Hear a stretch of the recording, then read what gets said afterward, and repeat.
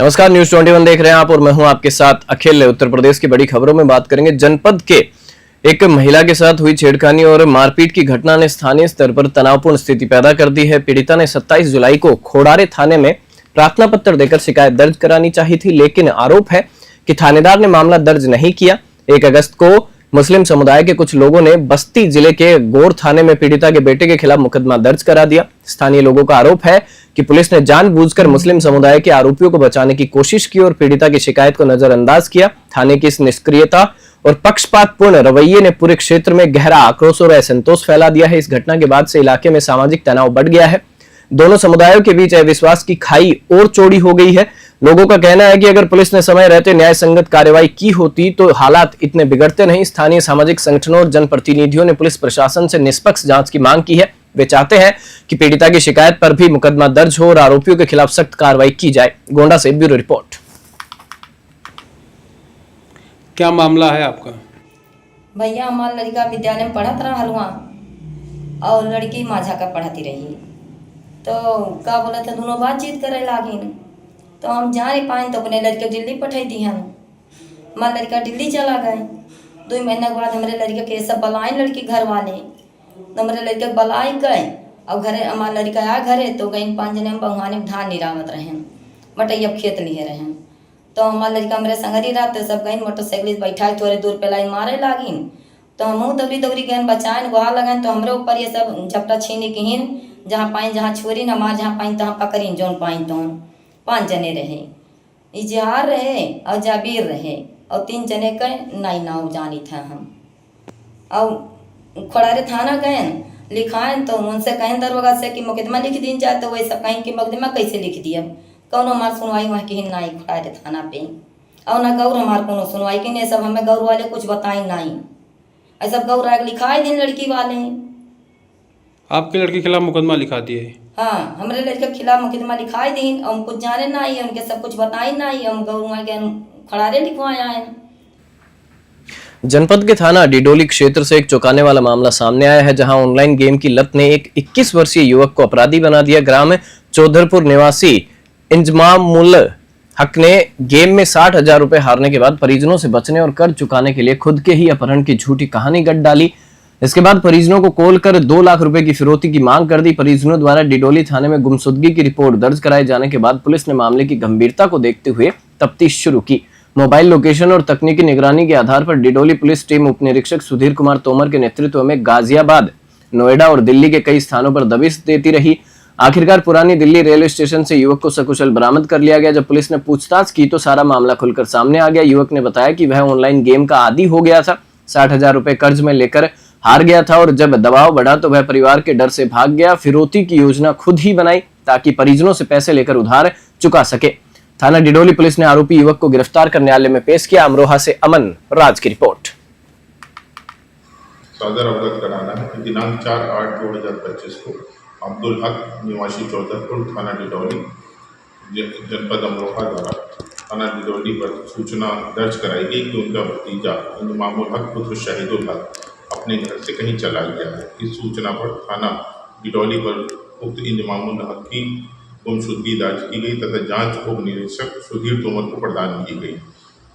इसी दौरान ये ज्ञात हुआ कि उक्त इंजमामुल हक की रिहाई के लिए पैसा मांगा जा रहा है।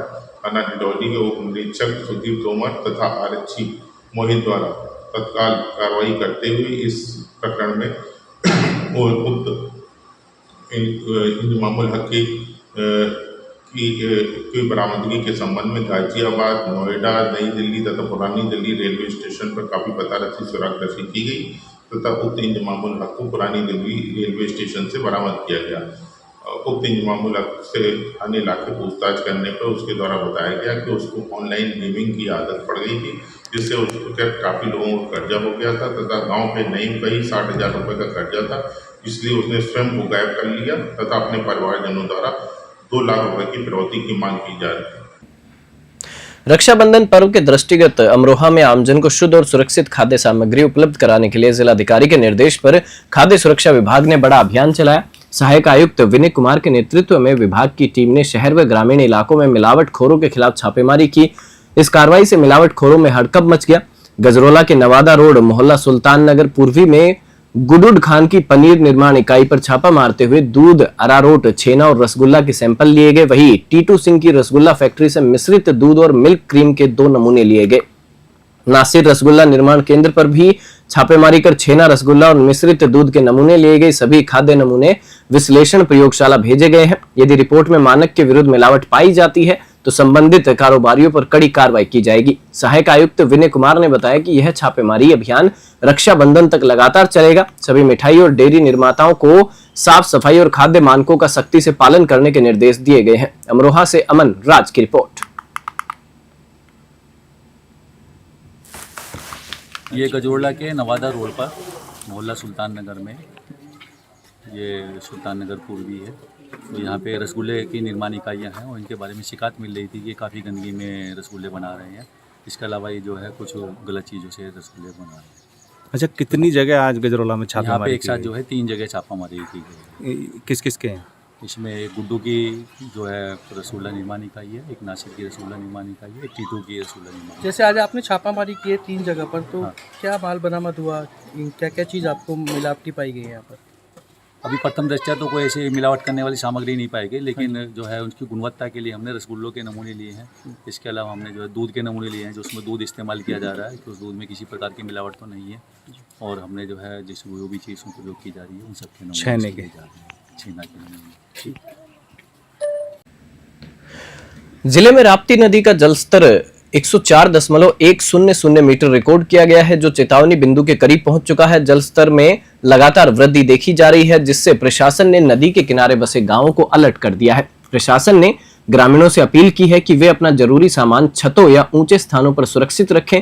जिलाधिकारी ने बाढ़ प्रभावित क्षेत्रों सिसई घाट, कोडरी घाट और बेलवा सुल्तान जोत के समीप स्थित MLTD तटबंध का स्थलीय निरीक्षण किया और तैयारियों का जायजा लिया। हेंगा, धोबेनिया और खरजार नाले राप्ती में मिलने से पहले ही निचले इलाकों में तबाही का संकेत दे रहे हैं। स्थिति को देखते हुए लगभग 37 गांवों में बाढ़ का गंभीर संकट उत्पन्न हो गया है। प्रशासन ने कहा है कि किसी भी आपात स्थिति से निपटने के लिए सभी आवश्यक तैयारियां पूरी कर ली गई हैं। बलरामपुर से राहुल रतन की रिपोर्ट।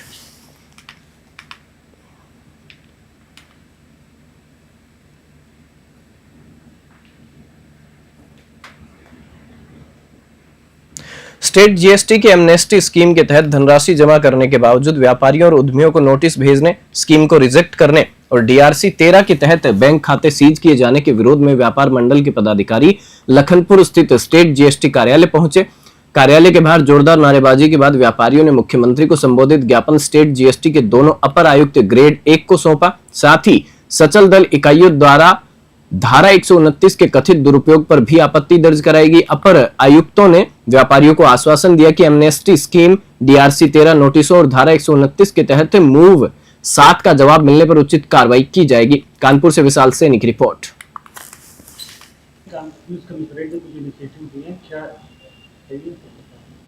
देखिए, हमारे CP सर का इनिशिएटिव है, इसका नाम इन्होंने ऑपरेशन महाकाल दिया है। इसमें ऐसे लोग जो भूमाफिया कैटेगरी के आते हैं और वसूली करने की कार्रवाई करते हैं, रंगदारी करते हैं, उनको चिन्हित करने के लिए सभी DCPs को निर्देश दिए गए हैं कि अपने नेतृत्व अपने क्षेत्र के कम से कम ऐसे 2 कंप्लेंट्स हों ऐसे लोगों के खिलाफ जो कि रंगदारी मांगने का काम करते हैं और ज़मीनों के काम में प्रभाव डाल करके, दबाव डाल के ज़बरदस्ती कब्जे करने का प्रयास करते हैं, तो उनको भूमाफिया चिन्हित किया जाएगा, उनको ऊपर सख्त से सख्त कार्रवाई की जाएगी।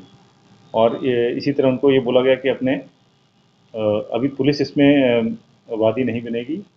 हम जनता के लोगों से अपील करेंगे कि वो अगर प्रभावित हैं तो वो आके अपनी कंप्लेंट करें। एक व्हाट्सएप नंबर भी सर्कुलेट किया गया है जिस पर अगर आप अपनी पहचान को गुप्त रखना चाहते हैं तो उस पर आप अपनी कंप्लेंट और दे सकते हैं, आपकी पहचान गुप्त रखी जाएगी। इंदिरा नगर क्षेत्र में सोमवार को सोशल मीडिया पर एक रील बनाने के चक्कर में एक युवक की जान संकट में पड़ गई। जानकारी के अनुसार जयेश प्रसाद की कोठी के पीछे रहने वाला रामकिशोर का बेटा भूरा खनौत नदी पर रील बनाने गया था। रील बनाते समय वह नदी में कूद गया लेकिन बाहर नहीं निकल सका। घटना की सूचना मिलते ही ADM मौके पर पहुंचे और हालात का जायजा लिया। पुलिस बल तैनात कर दिया गया है और गोताखोरों की टीम युवक की तलाश में जुटी है, लेकिन समाचार लिखे जाने तक युवक का कोई सुराग नहीं मिल सका। स्थानीय लोगों ने बताया कि भूरा सोशल मीडिया पर एक्टिव था और वीडियो बनाने का शौकीन था। प्रशासन ने युवाओं से खतरनाक स्टंट और जोखिम भरे वीडियो बनाने से बचने की अपील की है। शाहजहांपुर से मोहम्मद सलीम की रिपोर्ट।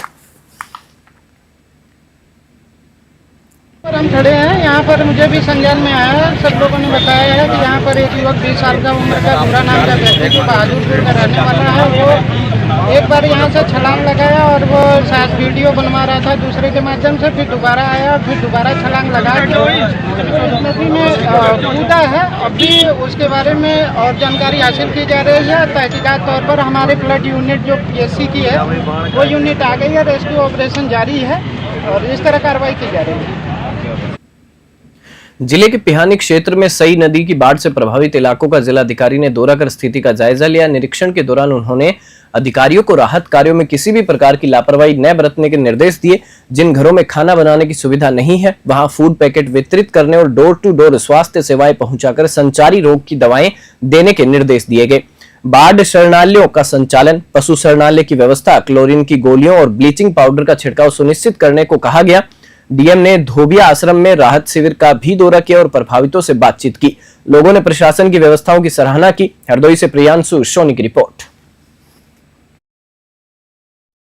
क्या कमियां पाई गई? 2 दिवस से हम ये देख रहे हैं कि पिहानी नगर पालिका क्षेत्र एवं आसपास के जितने भी ग्राम राजस्व ग्राम एवं ग्राम पंचायतें हैं उनमें जल स्तर सई नदी में बढ़ने के कारण खेतों में और कुछ आबादी क्षेत्र में भी जल भराव होने की स्थिति हमने देखी है। इसी क्रम में अभी हम संबंधित SDM साहब, BDO साहब, तहसीलदार साहब, MOIC साहब एवं अन्य विभागों के अधिकारियों के साथ हमने एक समीक्षा बैठक की है। कल से जल स्तर ज़रूर घटा है, लेकिन अभी भी जल स्तर घटने में धीमी गति से ये घट रहा है, जिसकी वजह से अभी भी जल भराव की स्थिति है।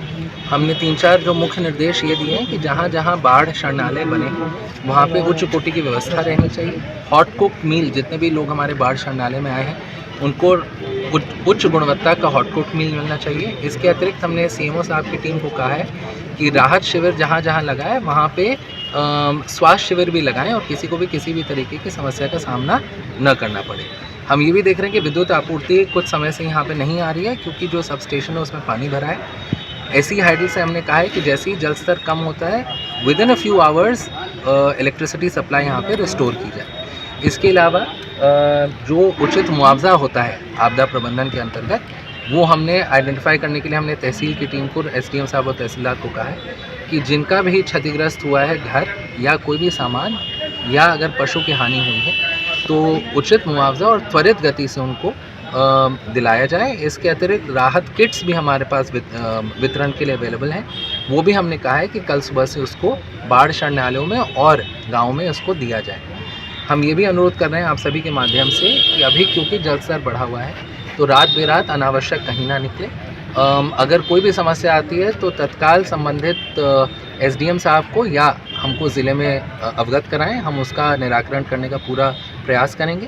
क्या कमियां पाई गई? 2 दिवस से हम ये देख रहे हैं कि पिहानी नगर पालिका क्षेत्र एवं आसपास के जितने भी ग्राम राजस्व ग्राम एवं ग्राम पंचायतें हैं उनमें जल स्तर सई नदी में बढ़ने के कारण थाना हापुड़ नगर पुलिस ने एक अवैध शस्त्र फैक्ट्री का भंडाफोड़ करते हुए एक अभियुक्त को गिरफ्तार किया है। आरोपी के कब्जे और निशानदेही पर पुलिस ने 6 बने अधबने अवैध तमंचे और हथियार बनाने के उपकरण बरामद किए हैं। पुलिस के अनुसार गिरफ्तार आरोपी अवैध शस्त्र बनाकर मांग के अनुसार उन्हें अपराधी किस्म के लोगों को सप्लाई करता था। वह हर तमंचा 5 से 7 हजार रुपए में हापुड़, अलीगढ़, गाजियाबाद और आसपास के जिलों में बेचकर आर्थिक लाभ कमाता था। पुलिस ने बताया कि आरोपी के खिलाफ संबंधित धाराओं में मुकदमा दर्ज कर आगे की जांच की जा रही है। हापुड़ पुलिस की इस कार्रवाई को अपराध नियंत्रण की दिशा में बड़ी सफलता माना जा रहा है। हापुड़ से मोनिस खान की रिपोर्ट। कोतवाली नगर हापुड़ की जो टीम को एक सफलता हाथ लगी है, जिसमें उन्होंने महेश पुत्रराम शरण, जो मुकीमपुर भोजपुर का रहने वाला है, गाजियाबाद, उनको गिरफ्तार किया है और उसके कब्जे से 3 अवैध तमंचे 315 बोर के, 3 अवैध तमंचे अर्धनिर्मित, इसके अलावा एक ग्लेंडर मशीन है, 7 नाल अधबनी है, एक ग्लेंडर मशीन के साथ एक वेल्डिंग मशीन भी है, एक लोहे का ठिया है, 11 ट्रेगर है, 206 एमर है, 4 पाइप के बैरल हैं, 2 रेती है, 3 छोटी रेती है, पेचकस प्लास इत्यादि जो भी ढेर सारे सामान जो कि अवैध तमंचा बनाने के काम में आते हैं उसको रिकवर किया है। इस तरह से पूरे फैक्ट्री का भंडाफोड़ हुआ है और ये फैक्ट्री जो मुकीमपुर और दिनेश नगर इसके बॉर्डर पर एक खेतों में एक अधबना मकान था खंडहर नुमा, उसमें ये बनाता था। साथ ही साथ ये लोगों को सप्लाई करता था। इसको गिरफ्तार करके जेल भेजा जा रहा है। इसके पहले फूलों का काम करता था और वहाँ पर ये बिल्डिंग मशीन से इत्यादि से ये पहले से पारंगत था। बाद में इसके दिमाग में आया कि इधर फूलों का काम कम हो रहा है, तो इसने ये काम करना शुरू कर दिया था। ग्राम असोड़ा स्थित अमन कॉलोनी के तकी द्वार मार्ग की बदहाल स्थिति को लेकर भारतीय किसान यूनियन महाशक्ति ने एडीएम को ज्ञापन सौंपा। मजदूर मोर्चा के जिला अध्यक्ष असलम त्यागी और जिला अध्यक्ष नितिन चौहान के नेतृत्व में सौंपे गए ज्ञापन में बताया गया कि वर्षों से इस रास्ते की हालत खराब है, लेकिन जिम्मेदारों ने अब तक ध्यान नहीं दिया। बरसात में जल भराव और कीचड़ के कारण दोपहिया वाहन फिसलकर गिर जाते हैं, जिससे लोग घायल हो रहे हैं। स्कूली बच्चों को भी परेशानी के चलते स्कूल तक छोड़ना पड़ रहा है। कुछ कॉलोनी वासियों ने निजी खर्चे पर रास्ते में मिट्टी डलवाई है। ज्ञापन सौंपते समय अंकित सिंगल, पवन, प्रेम सुंदर, शफीक अहमद, मजीद, शादाब, अफसार सावेद समेत कई पदाधिकारी मौजूद रहे। ग्रामीणों ने जल्द समाधान की मांग की है। हापुड़ से मोनिस खान की रिपोर्ट। असोड़ा में एक रास्ता है, वहाँ पर कीचड़ हो रही है, बच्चे परेशान हो रहे हैं, स्कूल जाने की समस्या हो रही है। वहाँ पर स्कूल नहीं जा सकते, रास्ता रुका पड़ा है, कोई प्रशासन उस तरफ ध्यान नहीं दे रहा है। उसके लिए भी हमने ज्ञापन दिया है। अगर हमारे प्रशासन ने कोई रास्ते के बारे में नहीं सोचा तो हम उसके लिए भी धरना प्रदर्शन करेंगे। जय जवान जय किसान। जिले के संडीला कोतवाली क्षेत्र के सनई गांव में शुक्रवार को एक दर्दनाक हादसे में 2 मासूम चचेरे भाइयों की तालाब में डूबकर मृत्यु हो गई। दोनों बच्चे मवेशी चराने के लिए गांव से बाहर गए थे, जहां नहाने के दौरान गहरे पानी में चले जाने से डूब गए। काफी देर तक घर न लौटने पर परिजनों ने बच्चों की तलाश शुरू की। ग्रामीणों की मदद से तालाब में खोजबीन की गई, जहां दोनों के शव बरामद हुए। घटना की सूचना मिलते ही गांव में शोक की लहर दौड़ गई और परिजनों का रो रो कर बुरा हाल है। मौके पर पहुंची पुलिस ने शवों को कब्जे में लेकर पोस्टमार्टम के लिए भेज दिया है। मासूमों की मौत से पूरे गांव में गमगीन माहौल है और लोगों की आंखें नम है। हरदोई से प्रियांशु सोनी की रिपोर्ट।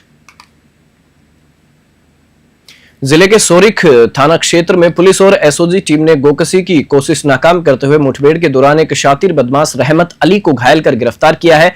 इंस्पेक्टर दिनेश कुमार और एसओजी प्रभारी कमल भाटी की टीम को सूचना मिली थी कि कसुआ नहर के पुल किनारे झाड़ियों में कुछ लोग गाय को बांधकर काटने की कोशिश कर रहे हैं। मौके पर पहुंची पुलिस टीम ने बदमाशों को घेरा, जिस पर उन्होंने फायरिंग कर दी। जवाबी कार्रवाई में रहमत अली घायल हो गया। उसके पास से 315 बोर तमंचा, 2 जिंदा कारतूस, 1 खोखा और गाय काटने के उपकरण, 1 कुल्हाड़ी व 1 बाइक बरामद हुई है। घटनास्थल से एक जीवित गाय भी बरामद की गई। पुलिस ने घायल आरोपी को अस्पताल में भर्ती कराते हुए कानूनी कार्रवाई शुरू कर दी है। कन्नौज से संगीता सिंह की रिपोर्ट। ये परसों 4 तारीख में कंसुआ नहर पुल के पास थाना सौरिख अंतर्गत एक गाय को काटने के लिए बांधने की सूचना प्राप्त हुई थी और इसी क्रम में हमारी सौरिख पुलिस मौके पर पहुंची थी। तो वहाँ गोवध के लिए ही एक गाय बंधी थी और मौके से एक आरी और एक कुल्हाड़ी और एक मोटरसाइकिल जो गोकस छोड़ करके भाग गए थे वो बरामद हुआ था।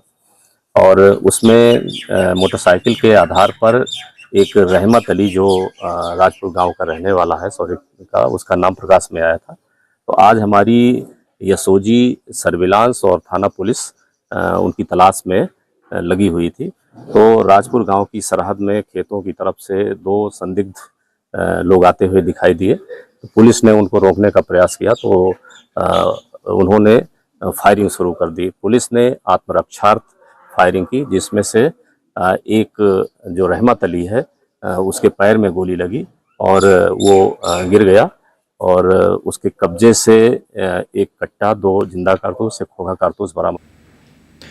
जिले के करारी क्षेत्र के पिंडरा गांव निवासी विपत सरोज का 24 वर्षीय बेटा उमेश सरोज मजदूरी के लिए ओमान गया था। गांव के नवाब नामक व्यक्ति ने 1,16,000 रुपए लेकर उमेश को विदेश भेजा था। वहां से 8 महीने तक संपर्क में रहा और परिजनों को 26,000 रुपए भेजे। 18 जुलाई को उमेश का भारत लौटने का टिकट था, लेकिन इसके बाद से वह लापता हो गया। बुधवार सुबह उसकी लाश प्रयागराज के छिवकी स्टेशन के पास संदिग्ध हालात में मिली। पुलिस को जेब से पासपोर्ट, पर्स और मोबाइल मिला। लेखपाल और ग्राम प्रधान के माध्यम से परिजनों को सूचना दी गई है। शव एसआरएन अस्पताल में पोस्टमार्टम के बाद रखा गया है। कौशाम्बी से जगम रिजवी की रिपोर्ट।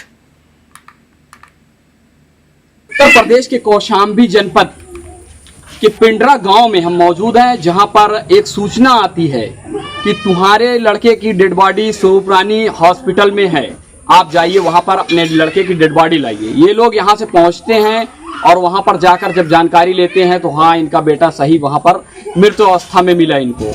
इस मामले में जब खोजबीन की गई मीडिया द्वारा तो पता चला कि लड़का 1 वर्ष पूर्व ओमान गया था। ओमान से कब वापस आया इस बात की जानकारी परिजनों को नहीं थी। परिजनों को सिर्फ 100 में तब्दील अपना लड़का प्राप्त हुआ। इस मामले को लेकर वो वहां से अपने बेटे के शव को लेकर अंतिम संस्कार करने के लिए गांव चले आए, लेकिन फिलहाल इनसे पुलिस वालों ने न किसी तरह की तहरीर ली है, न कार्रवाई करने का आश्वासन दिया है। इस मामले में हम उनके परिजन से बात करेंगे, क्या मांग करना चाहते हैं और क्या चाहते हैं। उनके पास से 5 किलो का बैग था, न वो हाथ में बैग था, उनके पास सिर्फ पासपोर्ट और 1-2 ID और एक छोटा सा फोन प्राप्त हुआ। ओमान से वापस होने के बाद शव जब बरामद हुआ तो उनके पास से मिला है। अब हम पूरी जानकारी उनके परिजन से लेते हैं, क्या मामला है ये पूरा मामला है। इसका जांच होना चाहिए, कैसे मेरे लड़का का मृत्यु ध्यान हुआ है, इसका मुझे आश्वासन चाहिए। और इसका कहाँ गया था आपका लड़का? मेरा लड़का ओमान गया था। कितने? 17 जुलाई को इसका वहाँ से टिकट हुआ है, अब बॉम्बे में इसका फ्लाइट हुआ, वहाँ उतरा है। कैसे जानकारी हुई कि 17 जुलाई को वो वापस यहाँ पर आए हैं? पासपोर्ट द्वारा उसका मोहर मारी गई, उसमें देखा गया है, उसमें मोहर मारी है। क्या चाहते हो क्या हो, कैसी मांग चाहते हो आप उस हम मांग चाहते हैं प्रशासन से लड़के का। आपने इस बात की तहरीर वहाँ पर दिया? हमने गए थे, पूछे थे, हम तहरीर दिया है। उन्होंने कहा पहले अपने लड़के के अंतिम संस्कार कीजिए, फिर उसका हम जांच करवाएंगे। इस प्रकार आप देख रहे हैं कि इस प्रकार से इनके आंसू बह रहे हैं। एक माँ का आंसू जो है वो जांच की तरफ ले जा रहा है। अगर इस पर गंभीरता से जांच हुई तो कई खुलासे नजर आएंगे। कौशाम्बी से कैमरामैन सलमान के साथ जैगम अब्बास, रिजवी। सदर कोतवाली क्षेत्र के जेतापुर गांव में बुधवार देर रात भारी बारिश के चलते एक कच्चे मकान की छत भरभराकर गिर गई, जिसमें सो रही रामवती और उनकी 2 मासूम नातीनें मुस्कान व ईशानी मलबे में दब गई। धमाके जैसी आवाज सुनकर मौके पर पहुंचे ग्रामीणों ने पुलिस को सूचना दी। कोतवाली पुलिस व दमकल कर्मी मौके पर पहुंचे और रेस्क्यू अभियान चलाकर तीनों को बाहर निकाला, लेकिन जिला अस्पताल ले जाने पर डॉक्टरों ने उन्हें मृत घोषित कर दिया। हादसे के बाद परिवार में कोहराम मच गया और गांव में मातम छा गया। जिलाधिकारी डॉक्टर इंद्रमणि त्रिपाठी ने पीड़ित परिवार को 24 घंटे के भीतर दैवीय आपदा राहत राशि दिलाने का आश्वासन दिया। सभी प्रशासनिक अधिकारी मौके पर मौजूद रहे और स्थिति का जायजा लिया। औरैया से आशुतोष अवस्थी की रिपोर्ट। जेतापुर में सुनील राठौर के घर में ये घटना हुई है और बारिश के कारण उनका घर कुछ कच्चा था और 1 कमरा कच्चा था, 2 कमरे पक्के बने हुए थे। तो जो कमरा कच्चा था उसमें उनकी माँ रहती थी, उस माँ के साथ सब लोग खाना वाना खा रहे थे। तो उनका बेटा, उनकी पत्नी और वो लोग किसी काम से बाहर गए। 2 उनकी बेटियां और माँ वहाँ थी और अचानक ऊपर की छत गिरने से तीनों की दुखद मृत्यु हो गई है। तीनों का सभी अधिकारी यहाँ, कप्तान साहब मैं और सभी पुलिस और मजिस्ट्रेट के लोग मौजूद हैं।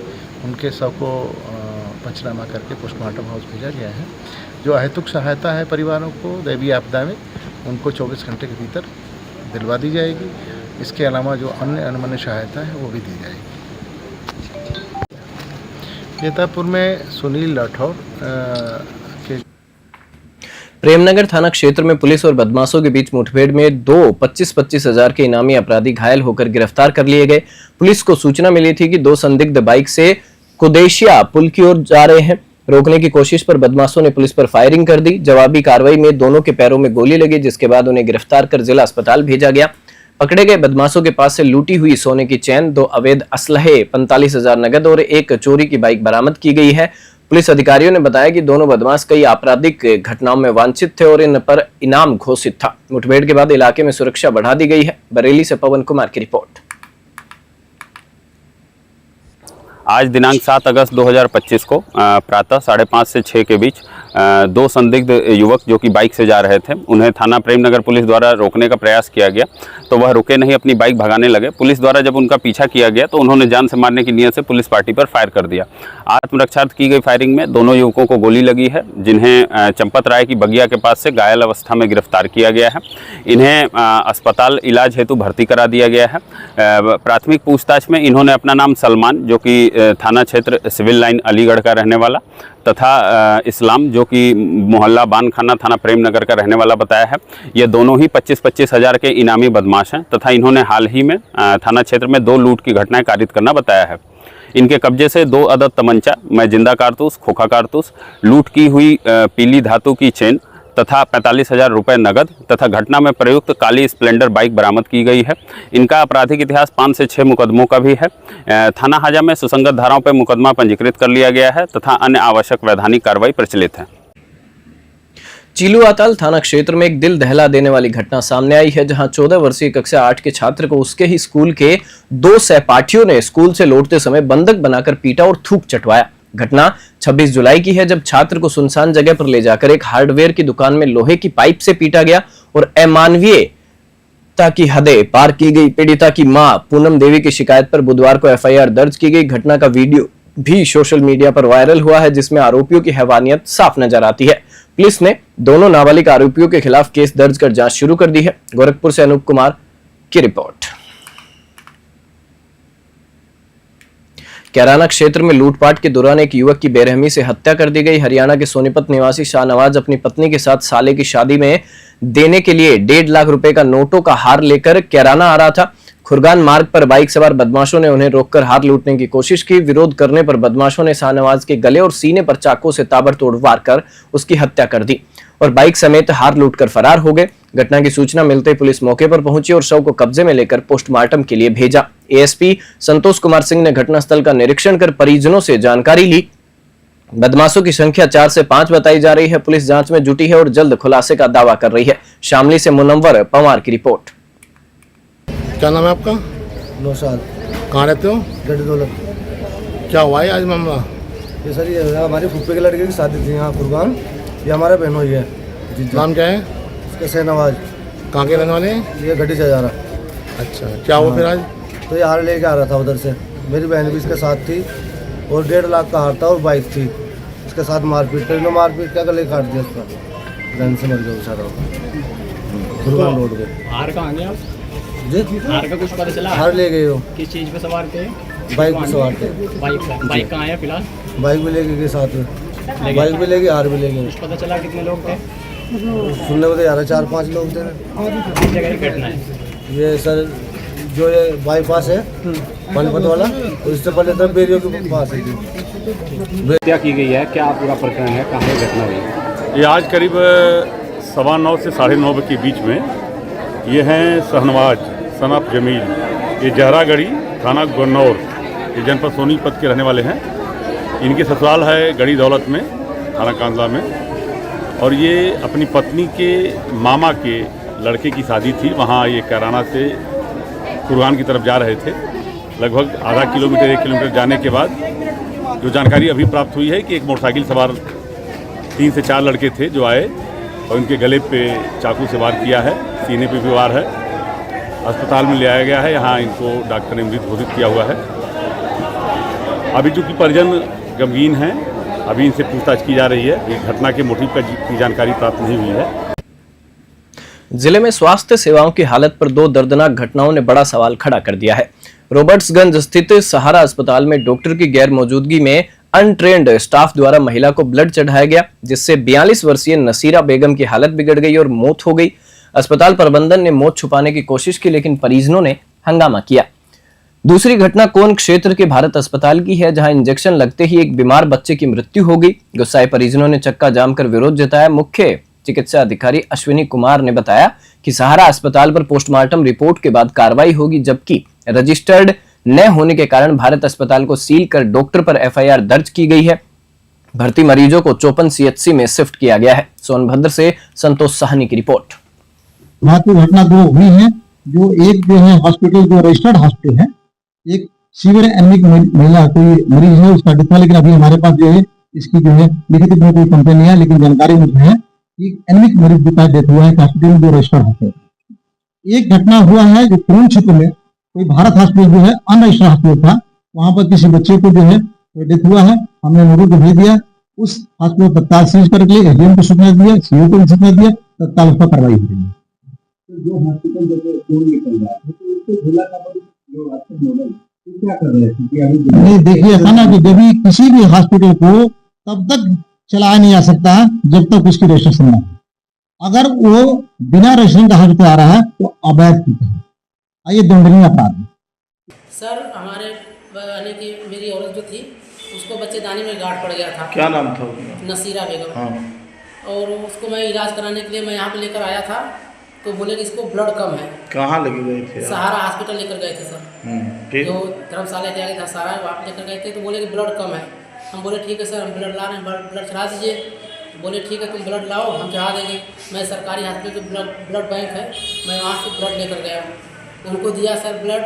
तो रात में यानी कि मैं लेकर जब गया वहाँ पे तो मैं 6:30 बजे वहाँ पहुँच गया सर। उसके बाद मैं 2.5 घंटा तक सर मैं अपने पेट में, बोले कि 1 घंटा इसको पेट में रखो फिर चढ़ाएँगे। हम सर 2.5 घंटा लेकर पेट में बैठे रहे, कोई हमारे पास नहीं आया चढ़ाने के लिए। तो जिस नंबर से हमारे फ़ोन गया था हमारे मोबाइल पे, मैं उस नंबर पर फ़ोन किया, सर मैं 2.5 घंटा हो गया मैं ब्लड लेकर बैठा हूँ, कब चढ़ेगा मेरा ब्लड? बोले उनको भेज रहा हूँ। फिर आधा घंटा बाद वो भेजे सर, यानी कि 9 बज गया सर। 9 बजे लोग करने के फिर उसको यानी ब्लड चढ़ाने लगे। चढ़ाते चढ़ाते जब 12 बजी सर, तो इसका पेट में बहुत ज़्यादा यानी जलन होने लगा। वो बोला कि मर जाएंगे। उसमें जो यानी कि स्टाफ था वो बोला कि मर जाओ, हम क्या करेंगे, ऐसे बोल करके फिर वो अपना फिर यानी कि उसको फिर चला गया। और उसके बाद सर कोई डॉक्टर उसमें नहीं था ना कुछ था, हम यानी कि परेशान थे। कब मौत हुई है? इसका मौत सुबह 7 बजे हुई है सर। भूमाफिया वसूलीबाज पत्रकारों और वकीलों के खिलाफ शुरू हुए ऑपरेशन महाकाल ने दूसरे ही दिन बड़ा झटका दिया है। शहर के चर्चित अधिवक्ता अखिलेश दुबे को गिरफ्तार कर लिया गया। उन पर आरोप है कि उन्होंने अपने साथी लवी मिश्रा समेत अन्य के साथ मिलकर भाजपा नेता रवि सतीजा को झूठे दुष्कर्म के केस में फंसाकर 50 लाख रुपए की वसूली की कोशिश की। जांच में पता चला कि दर्ज मुकदमा फर्जी था और आरोपी पीड़िता से समझौते के नाम पर धन उगाही कर रहे थे। पुलिस ने साकेत नगर निवासी दुबे सहित 4 लोगों को हिरासत में लिया है। पुलिस आयुक्त के निर्देश पर शुरू हुए इस अभियान के तहत अब जमीन कब्जा, जबरन वसूली और झूठे मुकदमों के मामलों में गोपनीय जांच चल रही है। डीसीपी दीपेंद्र नाथ चौधरी ने पुष्टि की है कि आगे और गिरफ्तारियां संभव है। कानपुर से विशाल सैनी की रिपोर्ट।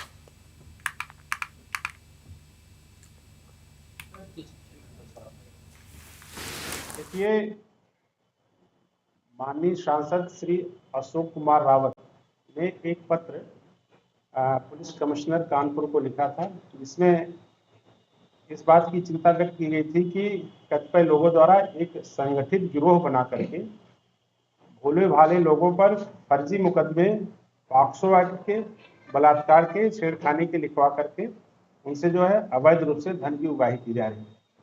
इस शिकायत के संदर्भ में पुलिस आयुक्त महोदय ने 3/3/25 को एक एसआईटी का गठन किया गया था और यह एसआईटी पुलिस उपायुक्त अपराध के नेतृत्व में गठित की गई थी, जिसमें विभिन्न शिकायतें इस क्रम में प्राप्त हुई थी। इसमें सबसे प्रमुख शिकायत श्री रवि सतीजा, जो मूल रूप से थाना बर्रा के रहने वाले हैं, उनके द्वारा एक शिकायत दर्ज कराई गई थी और उनका आरोप था कि कतिपय लोगों द्वारा उनसे पैसा वसूलने के उद्देश्य से थाना बर्रा पर मुकदमा अपराध संख्या 563/24 धारा 376 एवं पॉक्सो एक्ट में दर्ज कराया गया।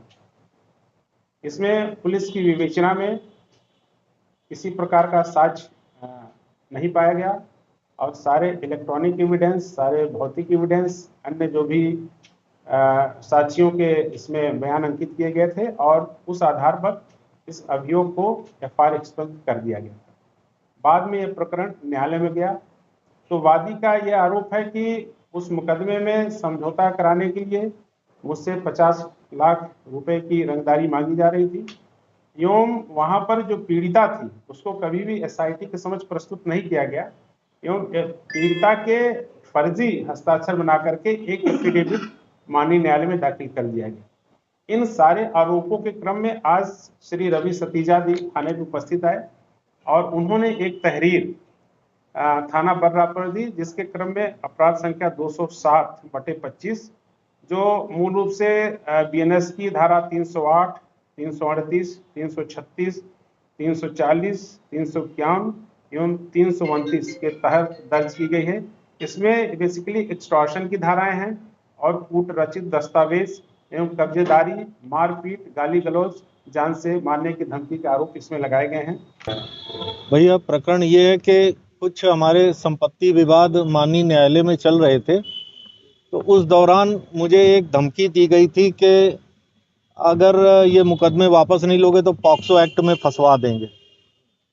और जब हमने कहा कि भैया हमने क्या गलती करी और पॉक्सो एक्ट में हमें कैसे फंसा दोगे, तो मालूम हुआ कि वो लोगों ने, जो माफिया ग्रुप है, वो उस्मानपुर में डेरे वाली शातिर अपराधी लड़कियां उन्होंने रखी हुई हैं, उनके माध्यम से पॉक्सो एक्ट में फंसा देते हैं। पहले भी कई लोगों को फंसाया है, जैसा मुझे संज्ञान में आया है, और फिर उनसे बहुत लंबी वसूली की गई।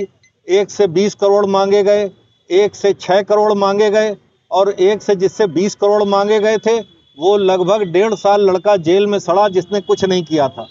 और एक लोगों को जो फंसाया गया उनसे 2.5 करोड़ रुपया लिया गया और फिर खुद ही लड़की के बयान बदल के FR लगवा दी गई।